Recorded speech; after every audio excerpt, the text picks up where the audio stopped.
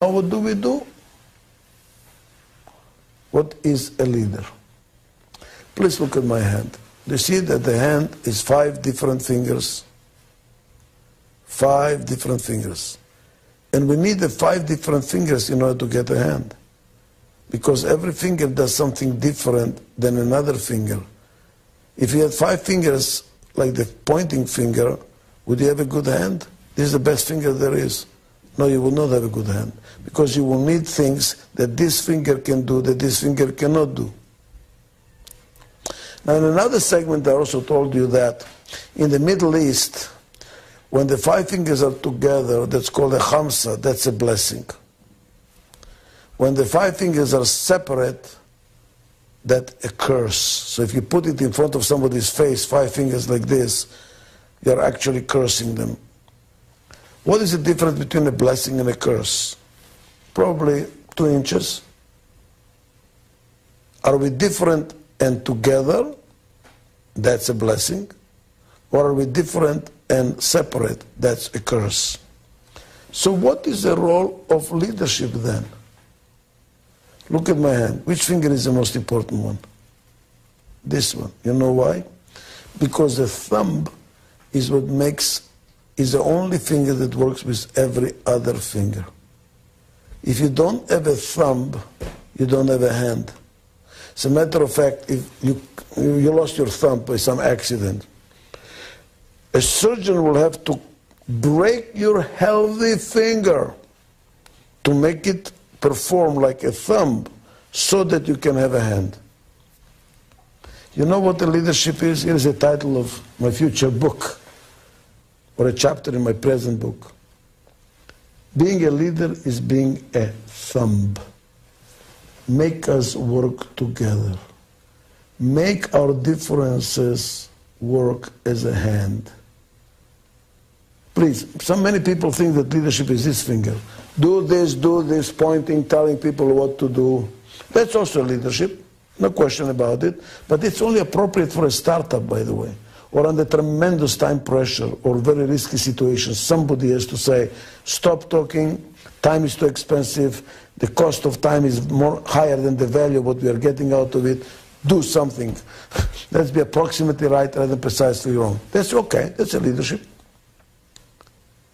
But for a prime organization that is not under some crisis, normal situation, this is leadership. To get the different people to work together, to cross-pollinate, to enrich each other with their different points of view. It's like a group of people that are blind describing an elephant. Each one of them sees a piece or feels a piece. By communicating, they can see the total picture. And that's what we need in management. None of us is outstanding. None of us can do everything. What we really need is to work with each other, to complement each other. Then the totality is stronger than the parts. How does a leader do that? How does a leader do that? How do you make the differences work together? What I found out is what makes a difference between constructive and destructive conflict.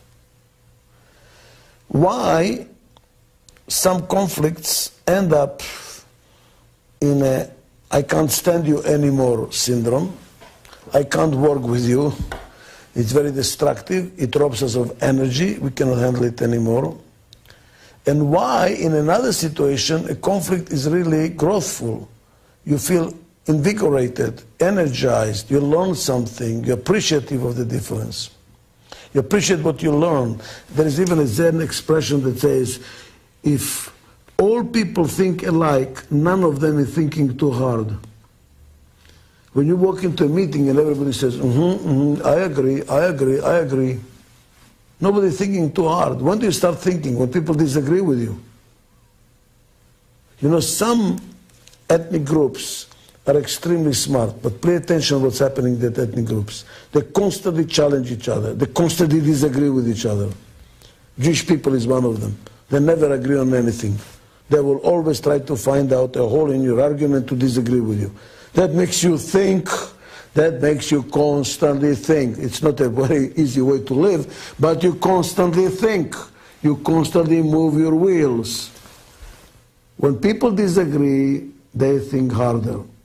But how to make the disagreement and thinking harder not be exhausting, disruptive, discouraging, dysfunctional? It is by having a culture of mutual trust and respect. And what does it really mean? What does it mean, mutual respect? Let's start with mutual respect.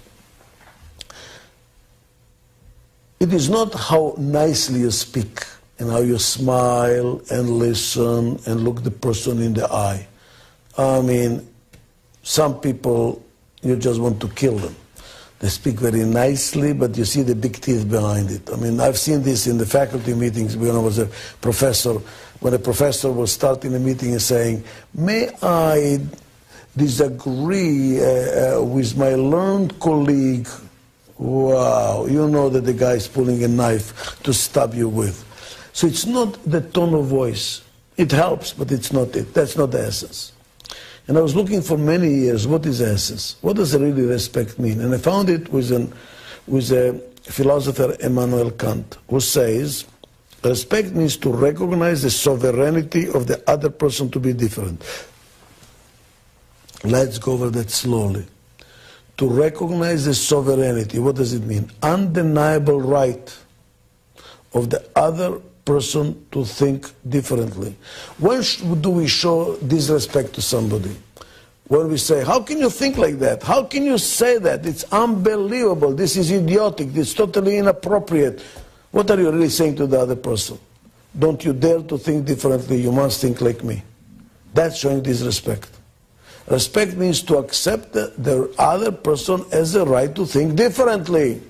It doesn't mean you have to agree with them, but you give them space to think differently. That's respect. That's respect. And what is trust? Trust is not synonymous with respect. Most people think, oh, it is one and the same. It isn't. Trust is when you believe, you have faith that the other person has your interest at heart. You trust those people that have your interest. When you share interest, when there is common interest. That's why, with a person you trust, you can turn your back to them. Why can you turn your back to them? Because since we share the same interest, if they stab you, they actually stab themselves. That's why you can trust them. They have your interest in heart. That's why they're not going to hurt you, because hurting you is hurting themselves. I trust people that share my interests. I respect people I learn from. If two people think alike or identically, one of them is unnecessary. Talk to yourself. What do you need the other person for? So what is a leader? A leader has to make the different fingers work together, like a hand. A leader has to make differences work synergistically. So we kind of enrich each other with our differences. We learn from each other. How does he do that? That is the role that the leader has to perform. And how does he or she do it?